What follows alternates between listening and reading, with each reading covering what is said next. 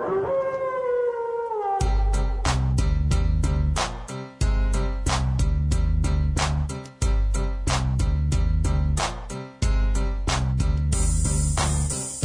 is back, cause I'm mass destruction.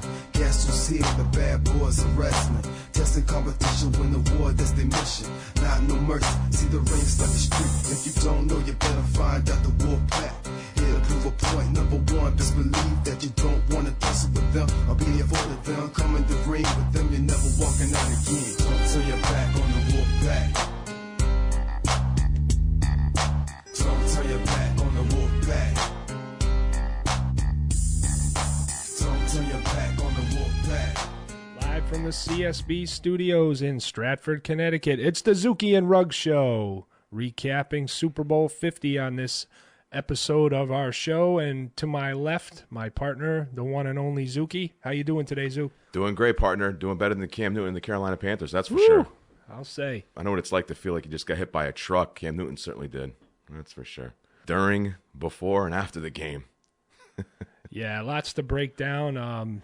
Start with maybe overall impressions of the game as a whole. I'll begin with thought the game was horrible, to be honest with you. I mean, you get a little spoiled. We've had some good Super Bowls the last handful of seasons. This was more like the way they used to be. It was not a rout.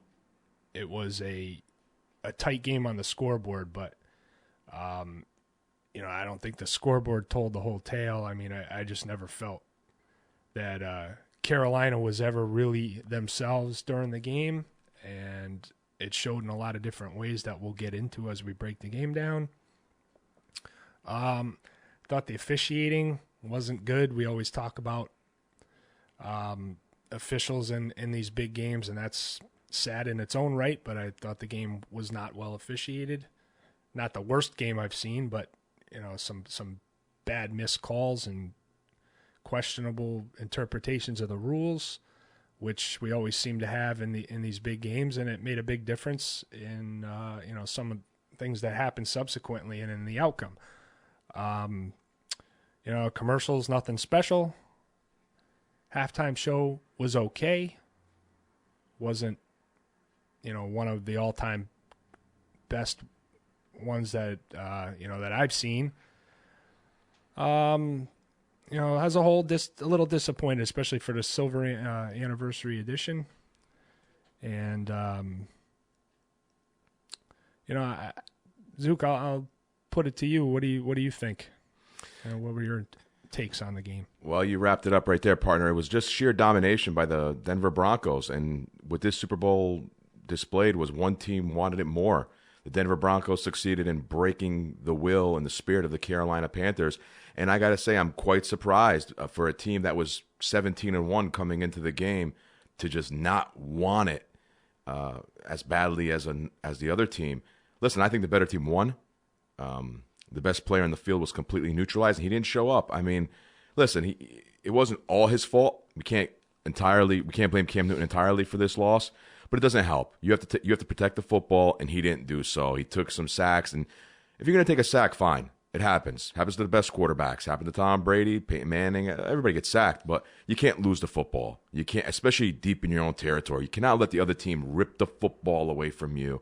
And Cam Newton not only allowed that to happen once, he allowed it to happen twice.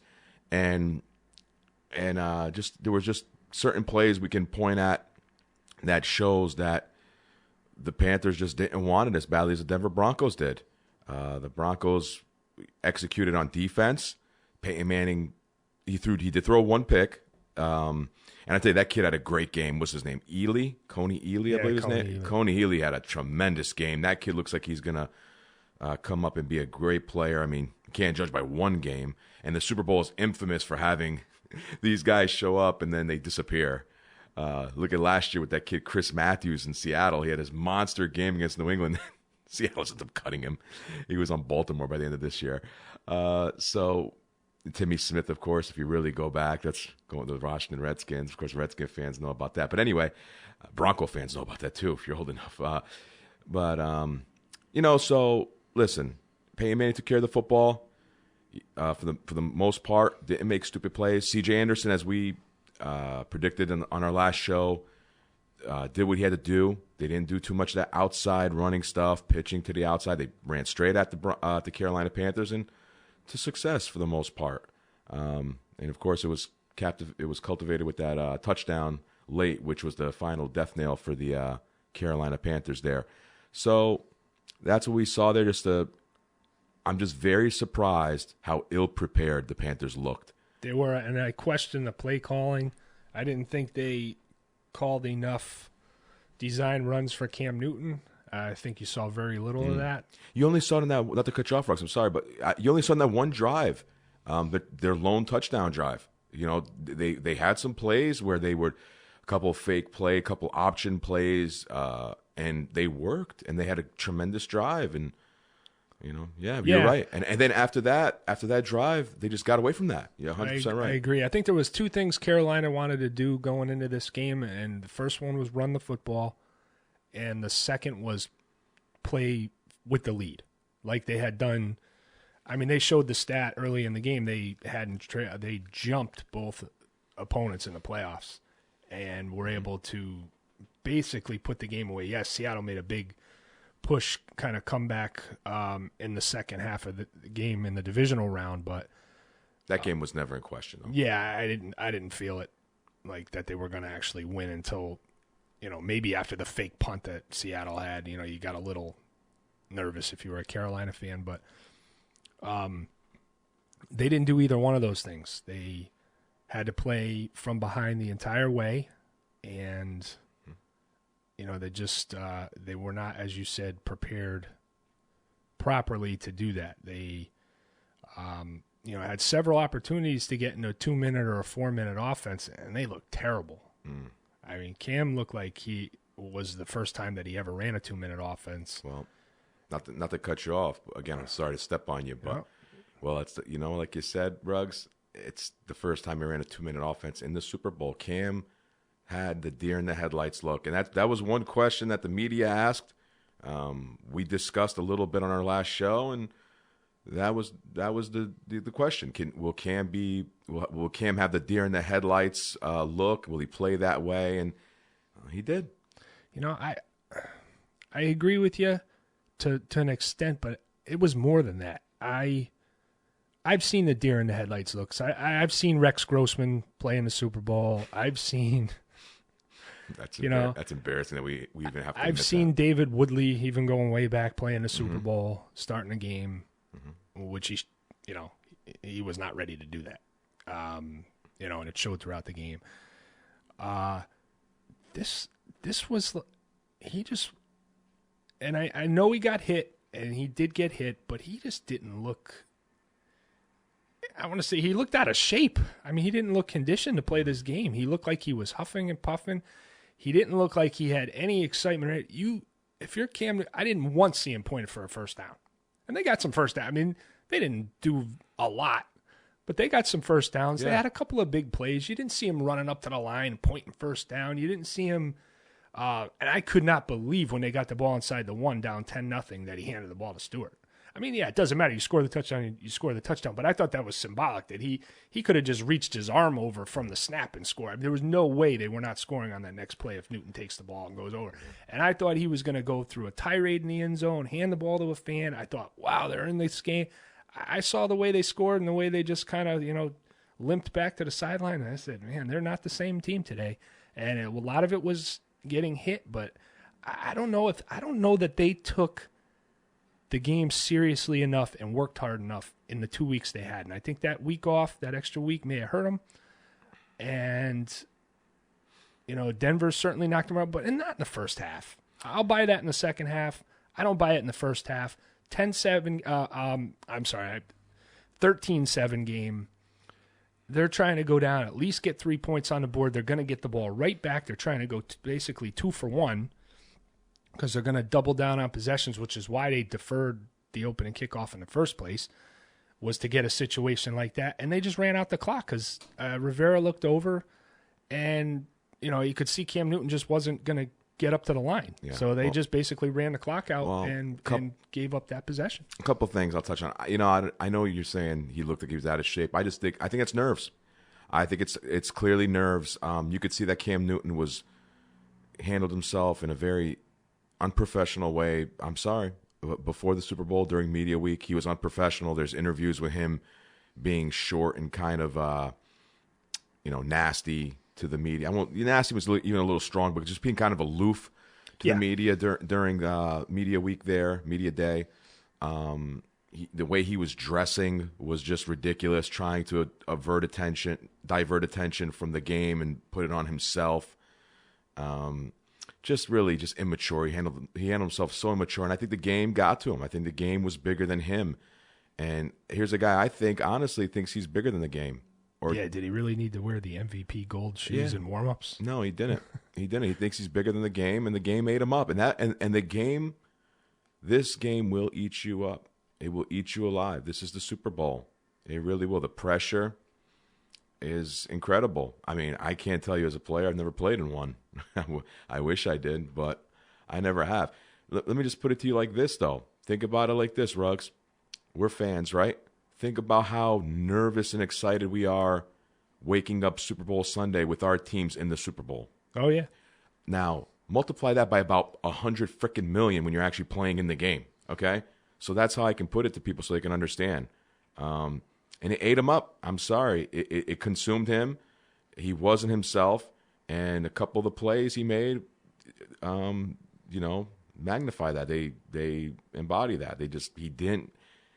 It ate him up. I mean, he threw a careless pick or a bad interception. The pick to T.J. Ward, that was a bad pick.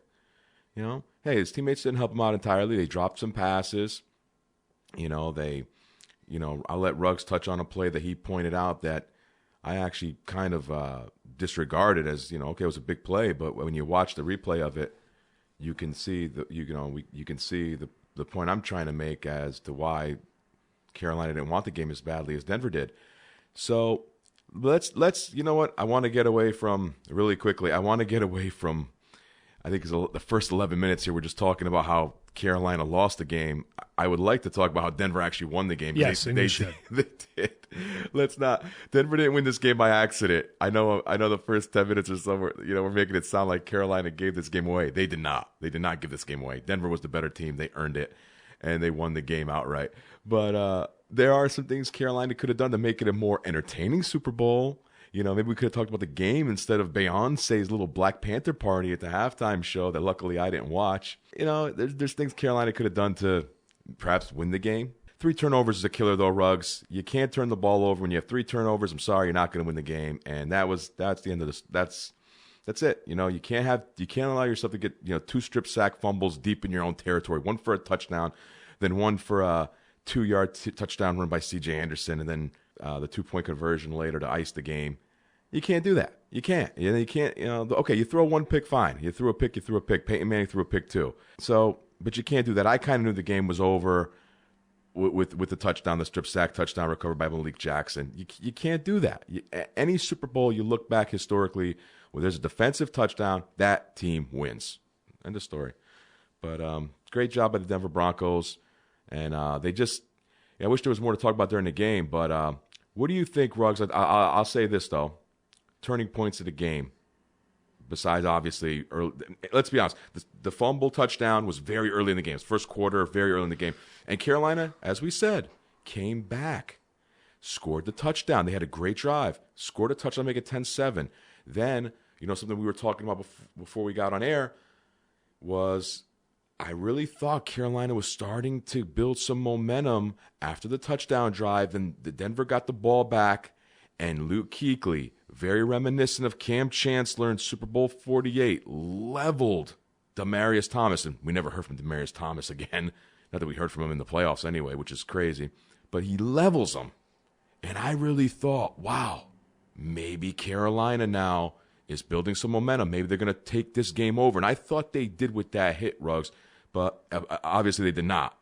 Where did the game get away from Carolina, in your opinion? Yeah, I actually think there's several turning points. And not that the strip sack wasn't a big play, because it was, but I don't think that was really the key turning point, because I think it was early enough in the game. Like you said, Carolina came back and scored a touchdown. I thought they lost it later on in the game several times. Not scoring before the half was big. Missing the field goal, and we went in a little bit about it before we got on the air. They got a big pass play to Ted Ginn. He gains 45 yards, runs for the sideline. He's got two guys that are, one's a little bit behind him, one's a little bit to his side. Yeah, it was Talib on the side. Yeah. T.J. Ward was behind him. T.J. Ward was behind him. He could have very easily tried to turn that upfield and get more yards. Maybe he takes it to the house there and then completely turns the game around. Definitely the momentum changes.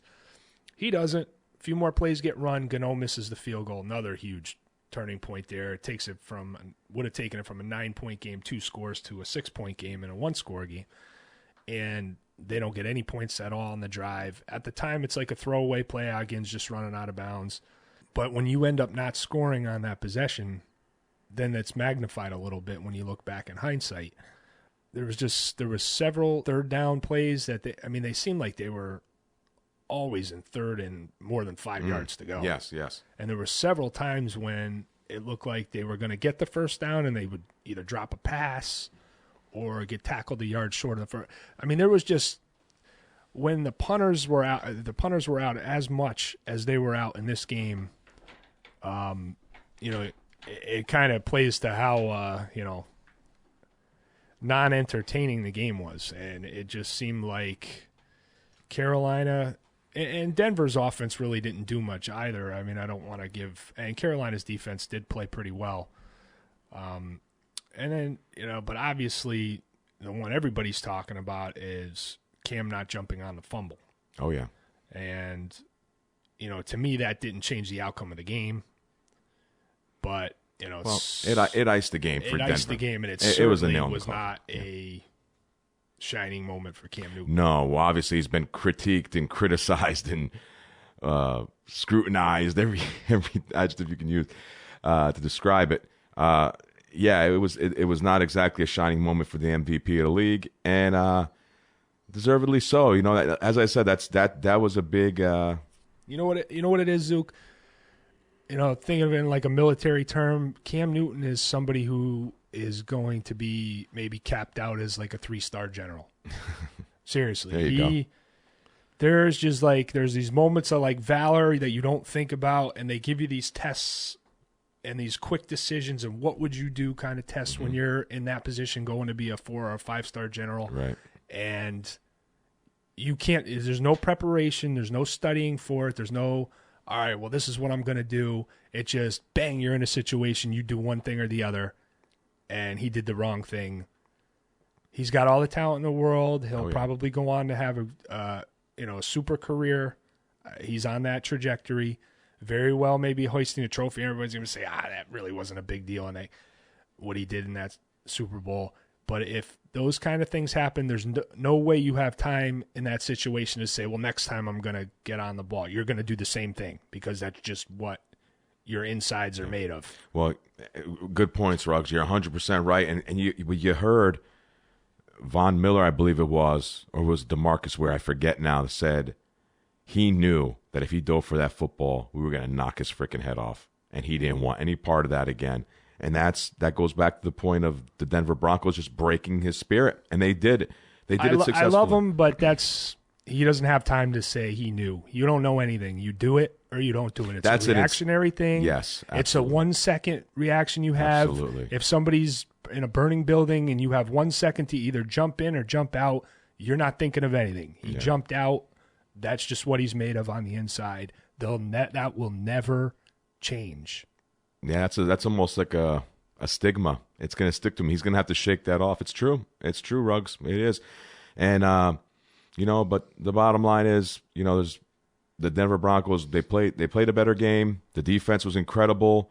And I tell you, they proved that throughout this playoff run, they were a top defense of all time, a top defense of all time. There's just no other way to put it. Very underrated defense going into the playoffs. How good's that secondary? Hey, it's real good. They talk about the pass rushers, and rightfully so, because those pass rushers are incredible. Unbelievable. Malik Jackson's going to be a very rich man. I think thanks to those guys. I really do. Yeah. I think any team that gives Malik Jackson a lot of money may live to regret it, but he's going to cash out. Malik Jackson's going to make a lot of money. It's just hard to believe that, the way they got torched by Pittsburgh in the second half of the game they played. Like, you just don't see how any team can do that to this team. But yeah, playing on the road is tough. And listen, that Pittsburgh offense, that just tells you how talented they are. And they were rolling at that time. They really were. Unfortunately, in the playoff game, no Antonio Brown, thanks to Mr. Classy, Vontae's perfect. He's a classy guy. I think the NFL.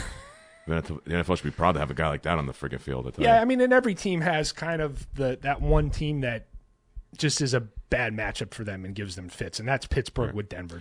Even as shorthanded as Pittsburgh was in a playoff game, they still gained a lot of yards. That offense is incredible, and they are fun to watch. I actually had the joy of watching them live and in person. I probably will again this year. They are fun to watch. Yeah, but Denver did it to New England. They did it to Carolina, and they did it to Green Bay. Yeah, they did it to name me another big offense they played this year. I'm sure there were others. Yeah. I mean, Oh yeah, well, I'm sure against San Diego. Well, San Diego's offense, but I'm.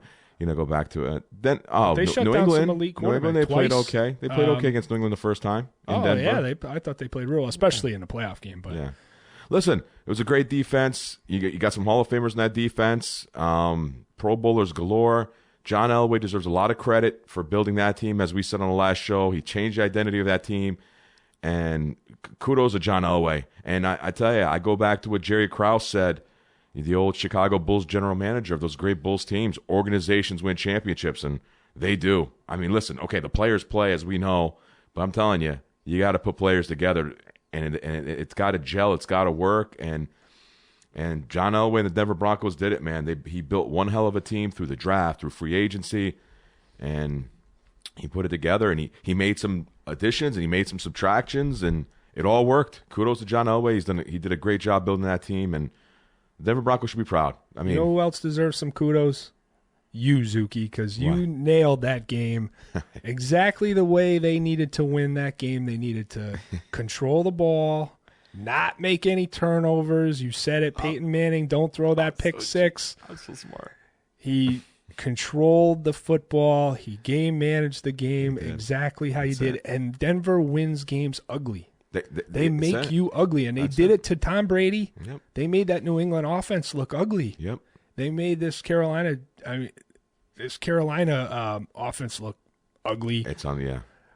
At least New England had a little surge at the end to try to make it a game, and that's just Tom Brady being Tom Brady. I mean, because he had nothing around him, and he was willing it to happen almost. They unleashed the beast in the second half of Gronkowski. Yeah, exactly. Okay, just go for it, man. Let's just I mean, those were not open plays that they were hitting. I mean, he was just that deep seam to Gronkowski was unbelievable. That was one of the craziest plays I've ever seen. To see a guy that big running like a friggin' he looked like Jerry Rice out there on that play. But you're right. No, the Broncos defense was incredible. Great run by the Broncos. Wade Phillips, I'm happy for him, to be honest with you, to win a Super Bowl.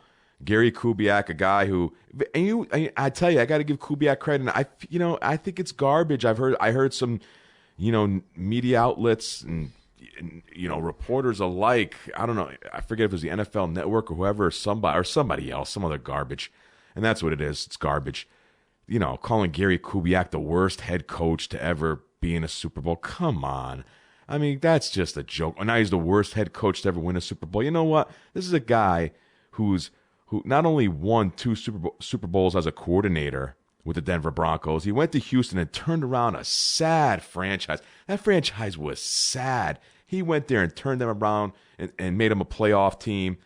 Oh, come on. It's just a joke, some of these people with the media. They really have no time on their hands sometimes. Congratulations. I'm so happy for Gary Kubiak. I'm happy for Gary Kubiak, too. And I'll tell you why, whatever you might think of his coaching, style or his acumen as a head coach, he changed a lot of the ways that he did things to play with the strengths of his players and his team. Mm-hmm. Yep. And allow Peyton Manning and others on that offense, and the whole team is. Wade Phillips really had control of the defense. I mean, you got to give him all the credit for the defense, but Kubiak stayed out of his way. Like a little Ditka Buddy Ryan kind of thing. I don't go into your meetings, don't come into mine. Wade Phillips had that defense primed and ready, and he did a great job. But Kubiak took that offense, and he said, you know what? this is how I like to play football, but I know what I have here. I'm going to adjust. I'm going to tailor this to Peyton Manning. We're going to go win doing it the way that suits you better. There you go. Yeah, well said. And I don't think a lot of head coaches do that, and that's the mark of a real good head coach. I think he's an excellent head coach. I really do. They won games with Brock Osweiler. Brock Osweiler, I mean, he played a little bit last year and the year before that, and he looked like he didn't even belong in the league. He was able to win some games and hang in there. You know, no, I think Gary Kubiak is, you know, I think he's a tremendous offensive coach. I liked the hire actually when they made the hire. I thought it was just it was just a natural fit for him to go back to Denver and be the head coach there. And it worked. They're the Super Bowl champs. I mean, that's all there is to say about it. It's just a great job and by the Denver Broncos. And, you know, I will say a couple plays. And I will say he outcoached Ron Rivera in the game. So if you want to say, if you came into the game saying that Gary Kubiak was the worst head coach, and what the hell is Ron Rivera? Because, and I got to say one thing, Ruggs, and this is one area where I thought the game where Ron Rivera really showed up, you know, Riverboat Ron showed up, I should say. They lose the challenge. Listen, that was a big play. The Cotry non-catch, which I thought was a catch. A lot of people thought it was a catch, but apparently Mike Carey and then the officiating crew thereafter ruled that it was not a reception by Cotry. So Carolina loses that challenge. And that could have been a big buzzkill for that was a big momentum breaker for the Panthers because that was a big play, and they could have been rolling in that drive. We don't know what could have happened in that drive because of that. You're down to one challenge. A few plays later, for 7 yards. Now even if you win this challenge, you're done for the game, right. Which I think is a rule they need to address. Yeah, I do too. And I think Goodell will. Because it was another bad call, Yeah. and he did challenge it, and he won. But then he's out of challenges. And you got to save it. It was in the first quarter. It wasn't in the first quarter. It may have been early second quarter, but he didn't have any for the second half. Come on. I mean, I can't recall a play in the second half where he really would have needed it, but he got lucky. It could have been. Yeah, you never know. It could have been the game. You never know. Challenge. But you got to think, you just got hosed on 2 calls. You're not going to get hosed again in the second half. I mean, for 7 yards. It's so sad for that 7 you have yards. to plan on keeping challenges because you know there's going to be that many blown calls in the game. Well, but that's the NFL today. That's the NFL. So I think it's definitely a rule they have to address. I really do. I think the NFL needs to do a better job of managing challenges. Especially, that's what I think. I honestly think if you win if you win one challenge and lose one, you should get one back. I really do. Yeah, I agree. Especially in the second half. Or reset the challenges at halftime. Yeah. At least, you know what? I'll tell you one. And this tells you how simple it is. I'm not a rocket scientist here. If you win one, lose one in the first half, you get one back in the second half. If you know what I'm saying? If you used both.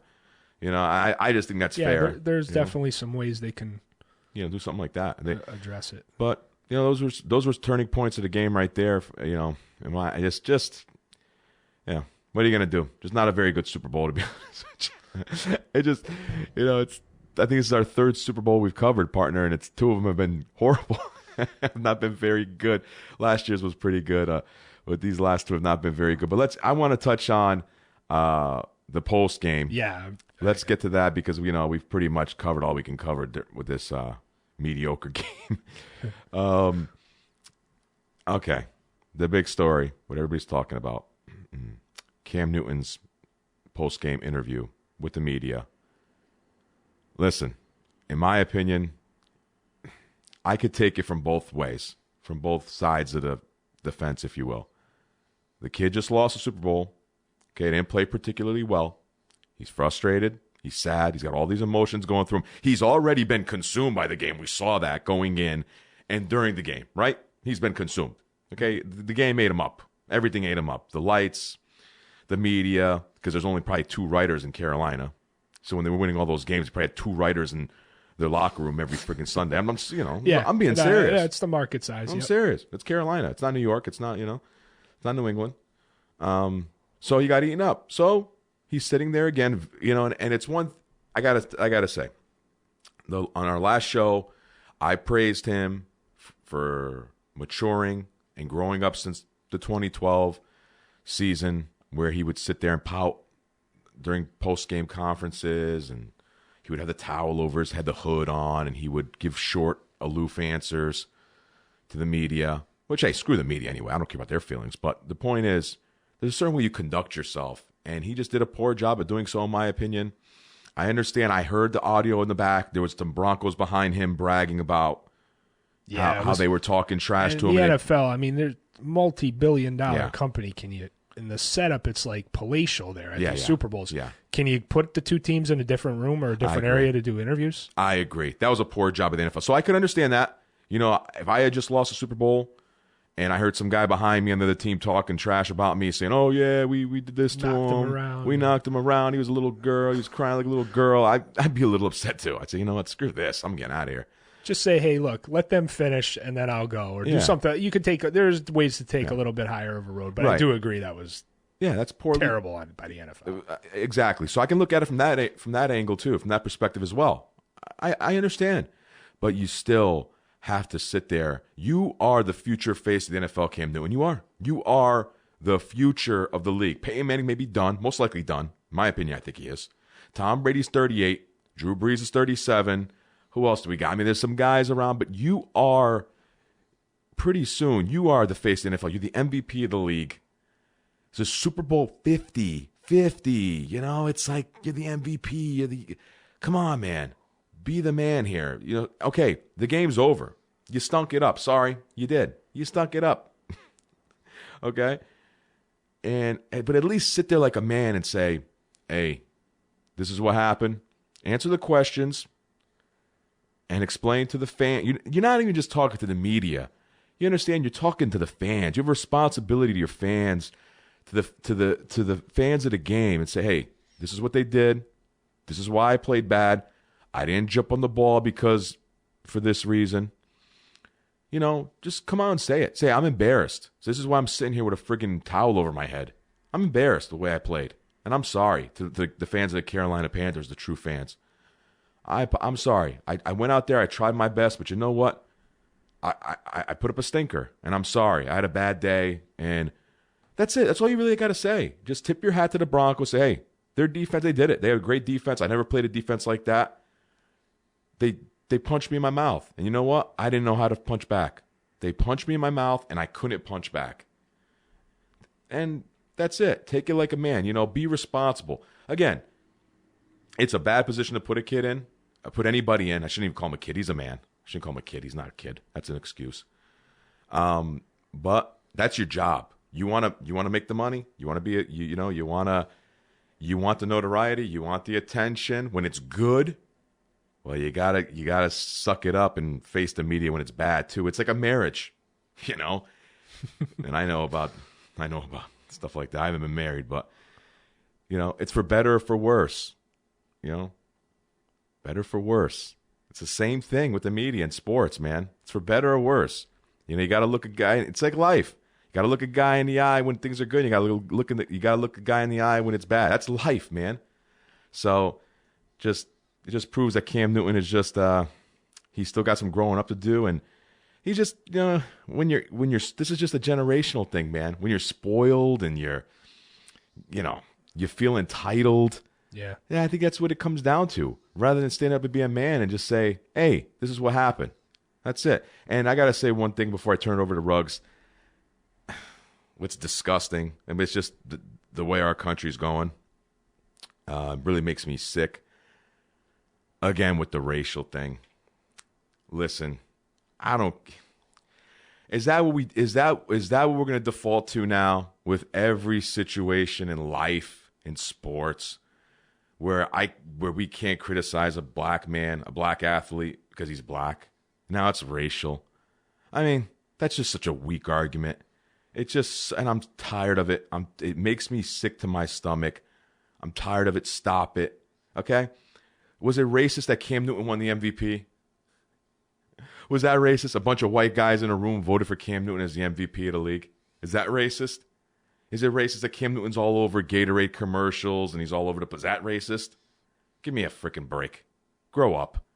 And that's just another generational thing. It's a win. You racist.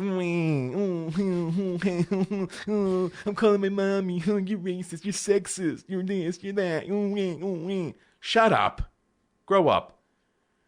Grow up. It's racism. Shut up. Tired of him. Tired of hearing about everything's racist. Can I ask you a question? Whatever. Whoever pulls up the race card, liberals, Black Lives Matter, Black Panthers. I don't give a darn. I almost cursed. I could anyway. It's a podcast. We're not on the air. But it's good practice not to do that. Certainly when you curse and send a demo tape to anybody with that. But anyway, who was the quarterback in the last 2 Super Bowls, Ruggs, for the Seattle Seahawks? Russell Wilson. And what color is the skin of Russell Wilson? He is an African American. Oh, did anyone criticize Russell Wilson for throwing the freaking Super Bowl away last year because he was black? Do you remember? Was that? No, I think they wanted to take Darrell Bevel by the scruff of his neck and parade him through Seattle. Yeah. How about Pete Carroll? Was Pete Carroll humiliated over the internet? A little bit. Yeah. Did anyone come on and say Russell Wilson threw the Super Bowl away? Even though he did.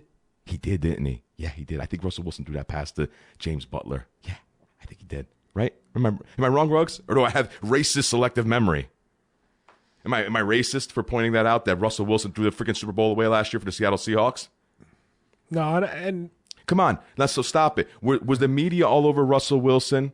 No. You know why? Because Russell Wilson, after that game, stood there like a man and answered every question and stood by the decision. Said, hey, I'd do it again.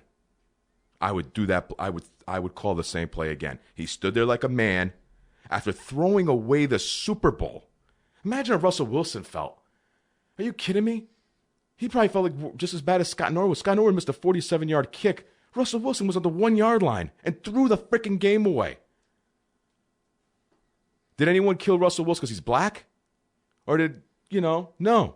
Because he stood there, he answered the questions, and he took it like a man. You know what he did the next day? He went to a children's hospital, and he moved on with his life. Because he likes to, he goes to cancer. He goes to hospitals for kids who have cancer. That's what he did the next day to get his mind off of throwing away the Super Bowl. And you know what? He put his life back in perspective. He said, you know what? There's worse things than throwing away the Super Bowl. Like, kids dying of cancer. There's worse things in life. And that's what he did. No one killed Russell Wilson because he's black. Cam, Black Lives Matter, whatever. Okay? So enough with the race crap. Please. It's a weak excuse. It's just weak. Just come on. How about all the people criticize Peyton Manning? Are you kidding me? Peyton Manning was called every name in the book, 2 years ago in every postseason. Loser or choke artist. Come on now. This is a results business. The NFL is a results business. You win, you're claimed. You're celebrated. Okay. That's it. You lose, you're a loser. Is Jim Kelly looked at as a loser because he's white? No, he's looked at as a loser because he lost 4 straight Super Bowls. Okay? Please, give me a break. Okay, I don't know where else to go with that. Come on now. That's just the way I feel about it. You brought up a lot of things that a lot of people have been thinking. My problem is most of this is media generated, though. Yep. Let's rub right into the race questions so we can get the response from Cam Newton so we can go and put it all over every airwave and soundbite and kind of get exactly what they got is what just happened. And to me, yeah, it was a bad interview after the game. It was horrible. But I like sometimes hearing what somebody actually thinks. Sometimes you hear these corporate answers. Yep, no, we did our best and we tried this, and I would do it again if I could. A lot of that is just program. I could tell you what they're going to say before they say it when they go up to answer the questions. I didn't have any idea what Cam Newton was going to say, and I don't mind that all the time. No, listen. Hey, I agree with you. Nice, I agree with you, Ruggs. I agree with you. But I agree. It's not the way you teach. I wouldn't tell my son, answer questions like Cam Newton did after this. No, you tell him, man up, accept the defeat. That's how I was taught. That's how I would teach my son. That's how I would, I would want you to handle an interview, myself to handle an interview if we were representing ourselves or the podcast or anything. But sometimes you really do want to know what is inside the head of the guy you're interviewing. And I will say, yeah, you nailed it, Ruggs. And I will say you nailed it about the media. The media always has to portray a villain in every story. Yes. So Peyton Manning is the hero, rides off into the sunset, and Cam Newton's the villain, crybaby. And then they paint the victim. If you criticize him, he's a victim now. It's always so wishy-washy with the media. They had the villain. Cam Newton's the villain, even though, and I will say, Cam Newton was very classy on the field. There are pictures of him, and we did see when he went up to Peyton Manning with a big smile on his face and congratulated him. Yeah, I didn't see the on-field tantrums that you had seen at some points in his career. I didn't see those on Sunday. He handled himself like a professional, and I got to give credit to a guy who I can't believe did what he did, but very classy gesture by Josh Norman, going up to Peyton Manning toward the end of the game and congratulating him. I got to say, for a guy who I killed over the internet for his antics with Odell Beckham, calling Odell Beckham a faggot and everything he called him, and there was a lot of trash talk, and the way he handled himself during that game, which was very disgusting. And Odell Beckham wasn't any better either, obviously, as we know. But for him to do that showed me a lot of class. So kudos to Josh Norman as well. But yeah, Cam, listen, as I said, he's not a bad kid, and you're right. I like that he was honest. He was upset, and that's of course be upset, man. I mean, as I said, how upset we're fans. When your team loses a game. So imagine being a player. Put that, multiply that by 100 million if you're actually a player on the field. So, hey, but he could have handled himself better. And I'm sure if you ask him today, he's going to regret it. He probably can watch that video and say, watch that clip and say, you know what, I could have handled myself a little bit better. But I could understand also why he was upset. He just lost a Super Bowl, for crying out loud. So, hey, I think, in all honesty, he will bounce back from this. I think people will forget about the way he acted after the game. Give it time. He's still got a lot of years left in his career, and it will be, as you said earlier, Ruggs. I'll echo what you said. He's going to have a great career. He's just hitting his stride now. He's going to get Kelvin Benjamin back for next season. We'll see what other moves the Panthers make, and he will bounce back from this, and we may not have seen the last of Cam Newton in the Super Bowl. As I said in the last show, it's very hard to get back, man. Very hard. Dan Marino. Even as Brett Favre, man. As I said on the last show, guy went to 2 straight Super Bowls. Everyone thought, oh, God, he's already been to 2. He'll get back. He never made it back.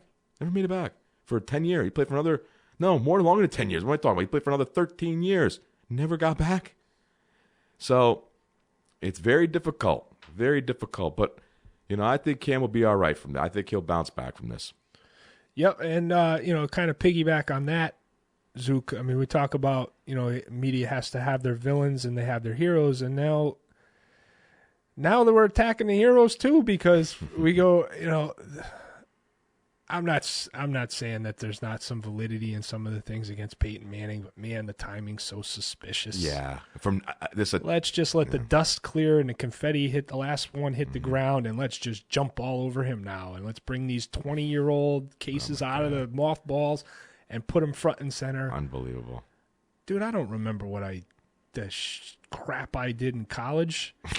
You think if somebody came out and was going to charge me with something I did then, I would be like, what? Are you insane? It's college too. Yes. There's probably we're not making light of. No. And it was an idiotic thing, and he admitted to it, and it was settled. But let it lie. It was settled. She said he didn't make the physical contact with her. That it was just basically shaking his junk in her face and being a dumb kid. A dumb kid. Yeah. And well, listen, if he didn't, and she made some money off of it. I mean, yeah, they did settle. Yeah, they did twice. They did. I mean, she got 2 different settlements, and now that they're trying to throw the case totally away, now all of a sudden things change, and now, they did touch me. Yeah, it's just it reeks of the media. Reeks of the media again, just trying to rain on somebody's parade, and that's what they're good at. The media is so good at raining on your parade, and here's the media this is the same media who said that, if Peyton wins the Super Bowl, he can ride off into the sunset. And now they're trying to vilify the guy before he rides off into the sunset. the whole HGH thing, which is by Al Jazeera, who I don't consider them even a valid source. I think Al Jazeera is a joke, to be honest with you, as a news entity. But that looks like it's kind of shady, to say the very least. And I'll be honest with you, I don't care if Peyton Manning took HGH to get back from a serious neck injury. Good for him. Let him take the HGH. I'm glad he came back, and look what he was able to do after a neck injury, a career-threatening neck injury. Came back and broke every freaking record you can think of, and went to 2 Super Bowls and finally won one. Good for him. I don't care. Performance enhancing. Oh, give me a break. The guy was breaking records before his neck injury. Give me a performance enhancing. I really don't care if he did or not. Just like if Tom Brady had taken steroids, or HGH to prolong his career. I would only hate it because he gets to beat up on my Buffalo Bills for another freaking 8 years. I'm tired of seeing him kill my team twice a year. But it is what it is. Same thing with Adrian Peterson. I mean, I'm suspicious of him. The dude tore his knee up, comes back in 2012, and my God, he has the greatest year of his career. You're telling me he didn't take anything to get? Come on. No one tears their knee up and has a year like that. I mean, give me a break. So there's always suspicion, but you know what? Good for these guys. Let them take some Let them. I don't care. I really don't. Now listen, I don't want guys, shooting steroids and then ruining the integrity of the game. But in football, I think it's different than baseball. It's way different. I don't know. I think it's shady anyway. I don't know if Peyton Manning even did HGH, but if he did, good for him. I don't care. What do you think, Ruggs? Yeah, I agree totally, because this guy's neck is fused together with duct tape. Yeah. You're going to tell me you don't okay this guy to take something to allow him to get on the field? Anybody who watched him play this year is not going to say, man, he really benefited from performance enhancement. He was terrible for most of the year. Well, even Richard Sherman said that year going into the Super Bowl that he throws ducks. So it's not like he was throwing these rockets all over the field. I don't think he ever was a Brett Favre arm strength, pure cannon thrower. Right. He wasn't a flamethrower, right? No. Well, he even admitted that year, his MVP year, that he lost some zip on his fastball. He goes, I don't have a fastball anymore. He wins games with what's in between his head. Yeah. And how he reads defenses and how he adjusts to plays at the line of scrimmage. And how hard he studies and works and memorizes the playbook and gets things done on the field. Gets the right matchups and exposes defenses' weaknesses. I'll tell you, there was nobody who ever had a stronger arm than Jeff George. How much did he win? Yeah, former Falcon quarterback there for a couple of years. That guy threw the ball. Ryan Mallett's a good example in modern day. Jeff George did have a rocket. Yeah, Jeff. These guys, you don't win because of that. No. It's like you said it. The perfect analogy of a fastball pitcher. Yeah, you can throw 100 down the middle, but guess what? Every great hitter will tell you it comes in 100, goes out 110. Yeah. You better have a changeup. You better have a slider. You better put some movement. If you throw, you think you're just going to straight ball right down. Yeah, you think you're going to throw a straight ball right down the middle of these guys, you're going to get creamed. I don't care how hard you throw it. So, yeah, right. But yeah, I just think it's garbage. I really think it's garbage. And if I'm Peyton Manning, I say I stick up 2 double birds and I say, you know what? Take your one story, take your other story, shove it up your keister, and I'm out of here. I'll take my 2 Super Bowl rings, my 5 MVPs. I got every freaking record there is. Yeah. Guy just got his 200th win, which was amazing in and of itself. It almost makes it look like it was fixed, I'm not saying that it was, but isn't it amazing? Like he beats Brady for 199 and then gets 200 in the Super Bowl. Yeah, you couldn't. It's like it is. It's hard to think that wasn't. It's like some kind of script. Yeah, it's amazing. It's amazing. It is storybook for Peyton Manning. I'm happy for him. Really, he's a classy guy, despite the reports. And listen, I'm sure we've done stuff when we were younger that we regret. I don't care how classy, quote unquote, you are. We were all young and dumb. I'm just glad he didn't do something stupid like rape a girl or something. And not that I would even believe that he would do something like that. But you never know. Hey, listen, you never know. But it's never happened. It's never come out. But happy for Peyton Manning to get that monkey off his back. He's the first quarterback to win 2 Super Bowls for 2 different teams, 200 wins. Just a great career and one of the all-time greats, if not the best quarterback of all time. We could be here for 3 days debating that, but I think he's right up there.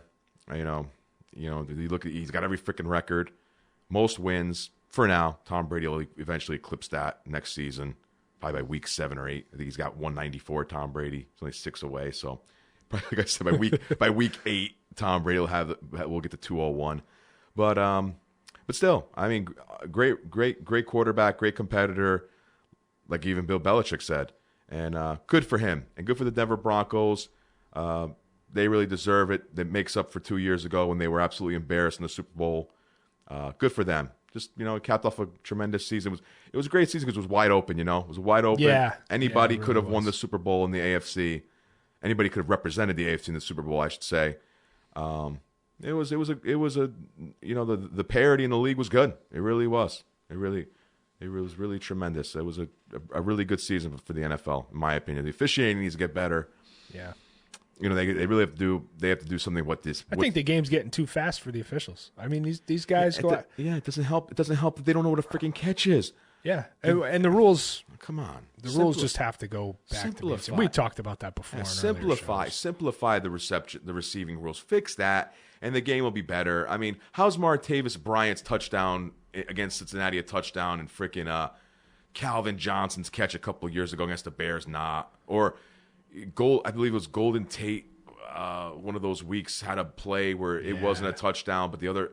Yes, there was somebody else who it's just mind-boggling. It's just mind-numbing. They gotta get back and simplify what's a catch and what's not a catch. They have to really get back to the drawing board on that. Zuku never has. Very rarely do you ever have a call that's question or a catch that's question is when you watch a bunch of kids playing in the playground because they know, this is a catch. I caught it, or I hit the ground. You know when you're playing whether it's a catch or whether it's not a catch. How they could make these calls that can be blown up to like magnifications that are unbelievable and not be able to decide whether it's a catch.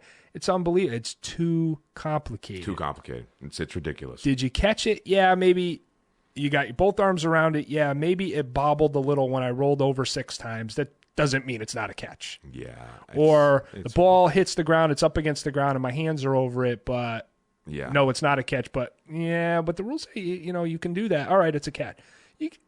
It's either it's a catch or it's not a catch. Very easy. Simplify it. Just simplify. I don't want to hear about, he's a runner now, or if it's going to the ground all the way through. All you're doing is just adding verbiage and like legalese into these things to make them difficult, and it botches everything. Yeah, good call. And these hits to the head, what's a penalty, what's not. He's a runner, so you can hit him in that. Just let's use some common sense here. I mean, let's not just react to every hit to the head. Listen, I got news for you. Breaking news. Guys are going to get hit in the head. It's football. Sorry. It's not two-hand touch. It's not flag. There's going to be contact to the head. And sometimes, you know what? It's incidental or accidental. You have to use some common sense and some conjecture, like Vontaze Burfict when he went after Antonio Brown.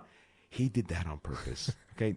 Yeah, I can say that, okay? I think anybody with an IQ over 6 can identify that Vontaze Burfict, who's a goon, okay, was headhunting on Antonio Brown, okay? But we can also use common sense and say Shazier wasn't headhunting on Jeremy Hill when he hit him. He went for, he was making a play.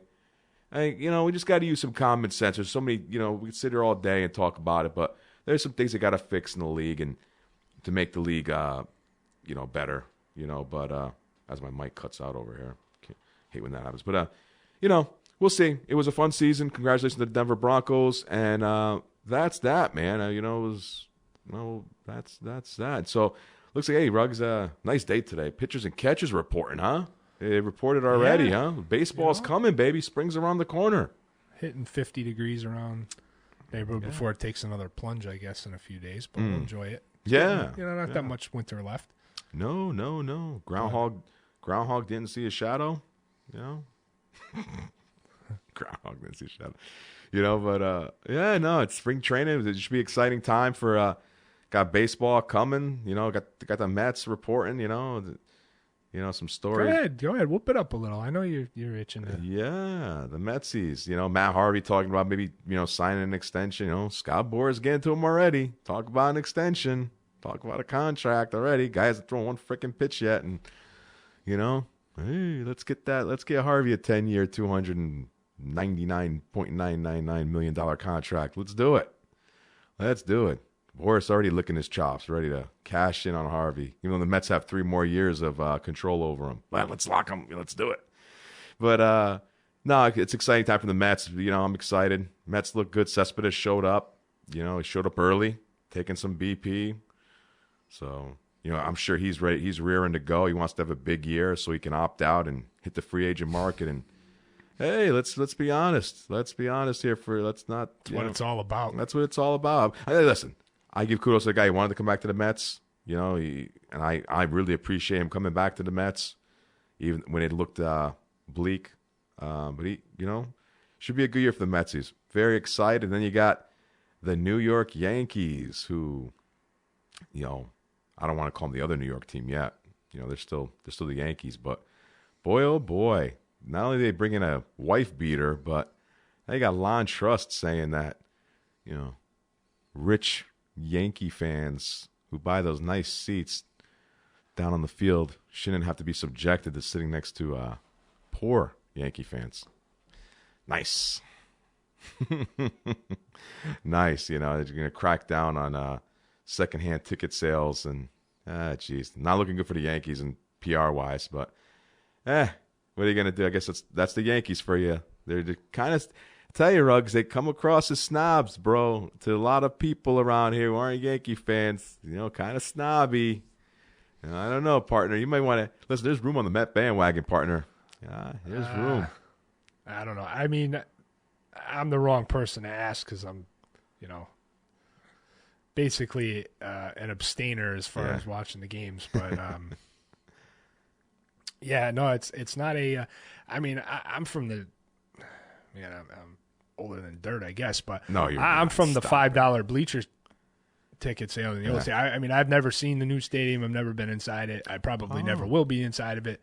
You can still get cheap seats. You can still get the old stadium. I always thought was one of the best as far as bargains in the whole league. Yeah, because I've gone around to many stadiums and listen. You can watch. You can still get very affordable. Well, I don't know about this year anymore. We'll see what happens. But no, you were still able to get really good seats for affordable prices. Via StubHub and stuff like that.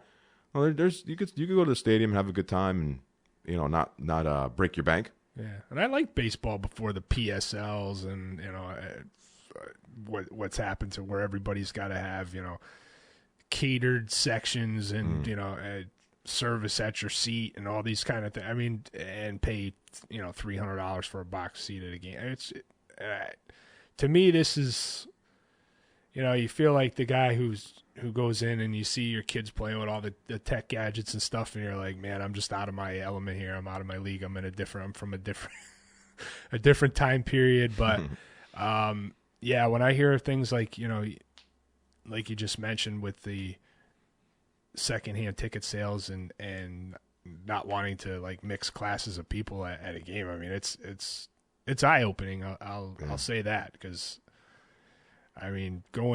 watching a Yankee game at the old stadium, there certainly was no, breaking up of the class system there. Right. You had every type of people you could imagine at the Yankee game. And yep. Yeah, it's just sad that it just sounds like he's trying to cater to a certain fan base there, and those guys aren't even really fans, man. You're talking about. No, I hate that.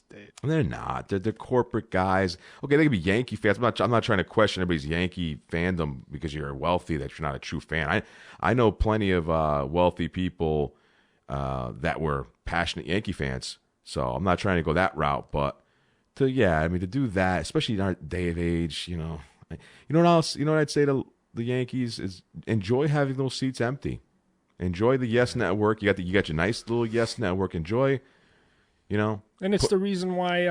Sorry, Zuki. No, it's all right. That a lot of people, not everybody, but a lot of people say they like watching the NCAA basketball more than like the NBA because that's how an NBA fan, in an NBA arena, you got all the muckety mucks are up in the first couple rows. Yep. It's they're very like you're not going to see them get up and scream unless it's maybe the NBA Finals. Right. The big time fans are way up in the rafters, kind of out of sight and out of audio range during the game. I mean, Yep. It makes, whereas in college you got all the kids right on to Florida going crazy. I mean, it's a different environment. That's kind of what you're going to turn these Major League Baseball games into. Yeah, it's just I don't know what they're trying to accomplish by doing that. You're hurting. You're just criticizing your fan base. I feel bad for fans that have spent a lot of money in those cheap seats and those middle tier seats that are basically being told that you're not good enough. You can't. That's where you belong. It's almost like segregation. Like I don't want to make light of something. It's almost like financial segregation instead of racial segregation. It's like. What's next? You put up signs, poor folks only this way. Yeah. I mean, what the hell? That's terrible. It just seems like that's where we're headed. It's like poor folks this way, rich folk this way, and it's embarrassing. I think I actually think the Yankees have pie on their face. They should definitely come out and say, hey, we retract that. We didn't mean it that way. That came out wrong. Sorry. Please, you're a Yankee fan. We want fans down. At the lower sections too. This way, when we have our nice cameras during our games, it's not empty. Like a Wednesday night. Like I've been to games down there. I was fortunate enough to sit down there, and it's dead. Especially during the week. Yeah. So enjoy having your games with empty seats there. So whatever. Hey, that's the world we live in. But yeah, I'm excited for baseball. Should be a great season. We'll touch on some baseball. In the next shows or the upcoming shows. We'll do some baseball, we'll talk about, we'll probably do like division by division like we've done before. Touch on some of the teams that made some nice key additions. Any break-in stories coming out of spring training. There hasn't been any yet. Just a couple guys just arrived. Pablo Sandoval still fat with the Red Sox, and that drew a lot of, that was a big buzz over the internet. Red Sox, the fans aren't too happy about Sandoval still being chubby. There were reports that he had lost a lot of weight. I remember, and now it could have been a BS story because he looks pretty chubby coming in. Unless he lost the weight then put it back. I still don't know about that, losing weight and putting it back. But it looks like he's still overweight. So we'll see what happens there. The Red Sox could be a little bit of a mess. We'll touch on the Red Sox. I mean, you gotta, they're a little bit of a flux because they have Pablo Sandoval and Hanley Ramirez. For long-term contracts, and these guys could be dogs, man. They could be dogs. And they have a lot of young guys coming up. The Red Sox, they are loaded, bro, with young talent. They really are. They are loaded. Forget about Mookie Betts. They have a lot of guys. Could these two guys, be blocking the way for these guys? Would you really want to get rid of the prospects to hold on to these two guys, or do the Red Sox cut these guys? We'll see. We'll see what happens. They're not going to cut them now, but. We'll see. It's a big year for the Red Sox because they could have two contracts on their hands that are albatrosses, if you will. Yes. We'll see. We'll touch on some stories, but nothing really happening. That's really about it. There's no real big stories. March Madness coming up soon. Well, yeah, we'll do some March Madness coming up. A couple weeks still to go, but it's been a crazy year in the NCAA. Oh my God! I mean, I'm getting alerts every day. Number one loses. Number one loses. Number one loses. Yeah. I mean, you talk about parity and that's wide open. Yeah, that's anybody's to say the very least. Tournament. Yeah. It's not like last year. There's no Kentucky or out there. Even Duke, it's everybody to beat. Yeah, Duke being given. Hey, what's probably gonna happen? Duke will get an easy bracket and be in the Final Four again. What else is new? Just like last year.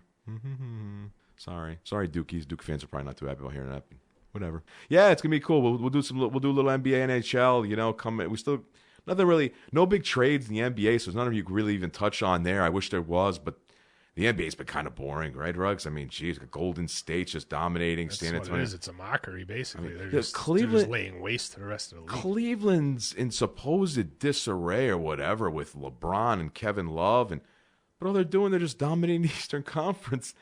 And they crushed Oklahoma. I think you're headed to a rematch. I mean, I don't see how Cleveland doesn't win the East, and I certainly don't see a Golden State not winning the West. Yeah. My biggest thing would be if any of their series go past 5 games. Yeah. Would be a story. Yeah, so just unless there's an injury, that's going to be the only way it tilts.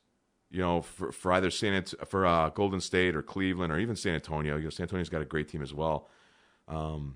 Those are the 3 teams, really. I mean, it's nothing really to talk about in the NBA either. I mean, and the NHL's wide open. We'll get more into the NHL I think the playoffs approach. Same thing with their trade deadlines coming next week, as we speak. So we'll see. There's been a couple. There was a big trade. You had Deion Fender, Toronto and Ottawa made a big trade, but nothing crazy. I know Steven Stamkos is not going anywhere. Stevie Yzerman, the general manager of Tampa Bay, came out and said, "No way, we're not trading Stamkos." So we'll see in the NHL. That's wide open too. That should be fun. The Blackhawks are still the defending champs, are really good, and the East is wide open. There was we'll see what happens there. That should be fun too. So yeah, it's going to start picking up here. It's going to start ramping up now. I think as we get out of February and go into March, we're going to start ramping up here. So there you go. Good show, partner. It really was. Lot covered, lot to get through. Always is when you're recapping a Super Bowl.